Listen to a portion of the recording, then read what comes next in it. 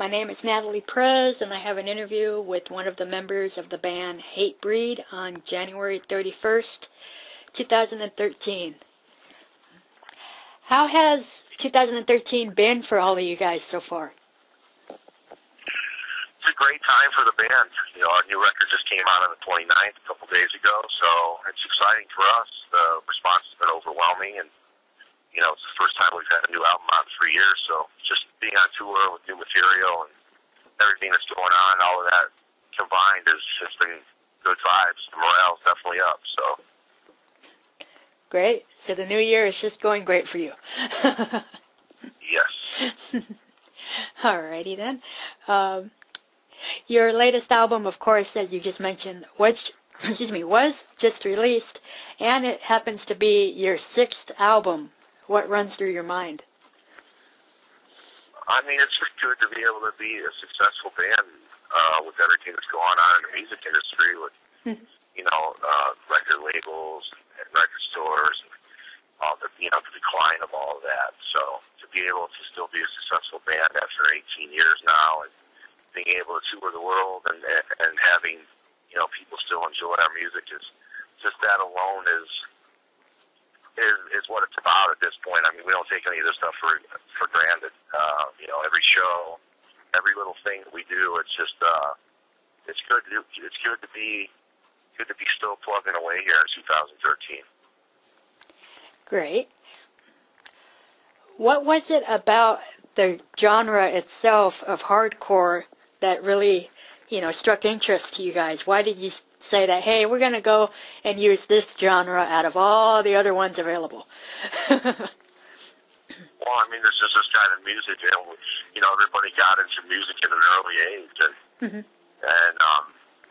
when you do that, you're led into you know, deeper and deeper into it, and eventually we found the hardcore scene, and that's you know, that's what the band has obviously came from, and we broke into the metal scene though more than any band from the hardcore scene. So, you know, that was a huge part of our success, and you know, now we're just trying to balance between both the two and keep everybody happy. And I think we do a great job on it, especially on this new record. I think it's a good balance between the two, and, you know, we just want to keep the hardcore and the metal fans happy at the same time. Great. I read online that you had described the album as an all-pit, all-hardcore type of album. How come? We just wanted to go back to basics with this record, you know. With us being such a universal band, we feel that, you know, we can try a lot of different things compared to what, you know, your average just flat-out metal or flat-out hardcore band can, and we did that on the last record. We experimented as much as we would like, and we kind of thought for this record that, you know, it would be a real challenge to get back to making a record that's meat and potatoes that everybody wants to hear, but making one that's fresh. So we were able to do that. I mean, it's a solid record from beginning to end, and that's the thing I'm most proud about it. It's all killer, no filler, and the response to it's been great because you know, on the Twitter and social networking, we got the feedback from everybody. We wanted to know what their favorite songs were, and every song on the album came up in those responses. So it's all good actually, and you know, we're out here on tour breaking in a couple of songs, and the response has been good. We released a single for Put It to the Torch first in the video, and now we have the second single for Honor Never Dies, which is we're releasing a video for shortly as well. So a lot going on in Hatebreed World, a lot of touring obviously with the new record, and a lot of people are behind us right now, and it's been a pleasure being out here on tour. And we just got back from Europe as well, right before the record dropped, so we were kind of setting that up, too. So it's all coming together. Great. How is the current tour currently going for you guys? It's going awesome, and we're out with Shadows Fall and Dying who we both toured with before, and Shadows Fall are from New England as well, as, you know, Hatebreed is from Connecticut, and so we have a relationship with them for quite some time, and we have a newer, younger band called The Torch that's out here. So it's been fun. It's been a lot of fun, and we're only 5 shows in, and it's a cool package. You know, you have a straight up metal band like Shadows Fall, and you have the death metal thing going with Dying Fetus and the Contortionists who are all over the map with their music, and it's a good variety. And we're able to, going back to us when I was saying we're a universal band, we've toured with bands like Five Finger Death Punch, Napalm Death, Dropkick Murphys, Motorhead. We've opened for Kiss at Grass Pop Festival in Belgium. The beauty of us being a universal band like that is we are able to have successful shows and tours with all different kinds of bands. So it's a good problem to have, and we try to preach unity amongst the scenes. And obviously, with a tour like this, we're doing that, and it's going well. Great. What did you guys do to prepare yourselves for this tour? Well, I had food poisoning, so that's why. Sucks. We came home from Europe on a Monday night, and 3 of the 5 of us had food poisoning, and we had to leave for this tour on Friday. So the preparing was pretty much us trying to make ourselves feel better. And, when you're going from one tour to another, you got time to go home and unpack your things and do your laundry and repack them and hit the road again. So unfortunately for us, this time around, there wasn't any time to prepare for anything. But, it's like a autopilot mode when we're leaving for tour. I mean, I don't even pack my bags until the day the flight's leaving. So it's just such routine at this point. And obviously a little bit of rehearsing before some of the tours. Something like this for sure. We wanted to, if we're going to be breaking into new songs as well. But and right before we left for the day before we left for our Europe tour, we made a video. So a lot of stuff going on. We're very busy right now for sure. And I'm looking at the schedule and I see stuff that's going all the way to December. So. Cool. Why did you guys want to return to the small club scene on this particular tour? Well, it's a B-market tour, and that's what we wanted to do. We wanted to go hit the places that a lot of the bands skipped through, because we were out in supporting Lamb of God last fall in the major markets. And we did the 10-year of Perseverance, which was our 10th anniversary of our second record, Perseverance, right before that. So we hit all the major markets. So what we wanted to do on this tour was to go in and play the smaller cities that, were in Flagstaff, Arizona. We were in Grand Junction, Colorado last night. We played in Flint, Michigan, the first show, Joliet, Illinois, the second show, Omaha, Nebraska, the third show. So you can see that these are just tiny B-market cities. Some of them are even C-markets, I would go so far as to say, and, play the smaller shows to the people that deserve the music just as much as the people, just because you live in a small town doesn't mean you don't deserve the music. So we thought it was a great way to release the record and promote it by playing the small cities. And certainly before the year's over, we'll be back, with on the new record playing the major markets too. Alrighty. How easy is it to keep the motivation going on a daily basis for Hatebreed?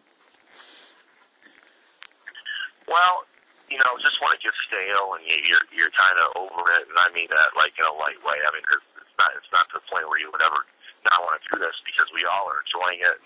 And, even after 18 years, it's still great to be out here, and we do have a fun time, and we joke together and laugh, and we all get along well. But I think something like having a new album out and all the excitement that's going on around it really breathes some fresh air into the balloon and, pushes us to go even farther. So, we're a band that would do 300 shows a year sometimes, and I think now that we're starting to play a little bit less, and we certainly enjoy our time at home, that's for sure. I mean, some of us have kids and are married and things like that, but we're still having fun.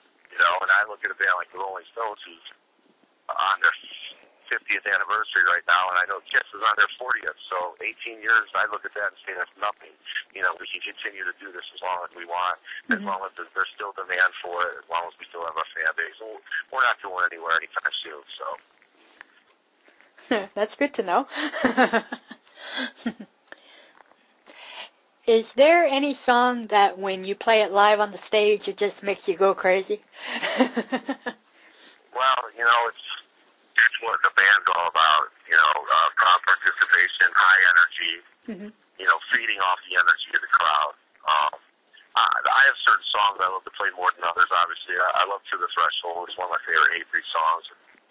Obviously, we have our quote-unquote hits that we have to play every night. But the beauty about our live show that a lot of people might not realize is we don't have a set list. Our singer, Jamie, yells out, "What song? This song's so-and-so," and then we just start playing. We have us 1 second to think about how it goes, and then we play it, and for us, it keeps it fresh because we're doing this different songs every night, and for the fans, it's a beautiful thing because it gives them something to talk about. If we have people that are traveling to multiple shows, they get to hear different songs, and it's something neat that we do just to make it fresh for us, and something neat that we do for the fans as well. Keeps us on our feet, that's for sure. That's good. When it comes to performing each and every night, does the time fly by for you guys, or does it stand still? It depends on how much I drank before the show. I've had nights that I took the stage pretty hammered. The show seemed like it was 10 minutes long. I don't know. In Europe, it seems that we tend to play a little bit longer, an hour, 15. For us, a band that songs are 2 minutes long, and the music's kind of monotonous. I mean, I think an hour is plenty to play for us, But this is the part of the day that we look forward to. If the other 23 hours of the day suck, then at least we can go up there and live for that moment. And that to me, that's the greatest part about being in a band. What we do for a living is going and playing live shows. The feeling that you get from that, feeling that the energy that the crowd gets and that you give back. That's what it's all about for us. So I mean, it's every second up there is precious as far as I'm concerned. Have you guys considered bringing Jimmy Josta's other projects alongside you guys to do like a cool tour with everybody on it? I think that would be cool. I don't think so, because that's something completely different than what Hatebreed does, and that's something he does on his own. So, and plus it's just would be overkill on him. So I think that's something that he's doing completely separate, aside from Hatebreed, and it's its own thing. So I doubt that would ever happen. Alrighty. So what are your plans for the rest of 2013? A lot of touring. We're going back to Moscow, Russia in the spring, and we're doing another UK tour. We're also lining up all of our summer festivals in Europe, so we'll be in and out of Europe a lot before the year's over. We're also considering doing a second leg of this tour in April, so I think there might be some more U.S. dates popping up, and obviously there's all kinds of things going on in Hatebreed World, possibly another video before the year's over, and of course lots of touring all over the globe. Great. Is there anything else you want to say or add? Well, I want to thank you for the interview, and everybody please go out and check out The Divinity of Purpose. We worked very hard on it, and we're very happy with it. The response has been great from everybody, so I think that everybody will enjoy it, and we hope to see all of you out on the road soon.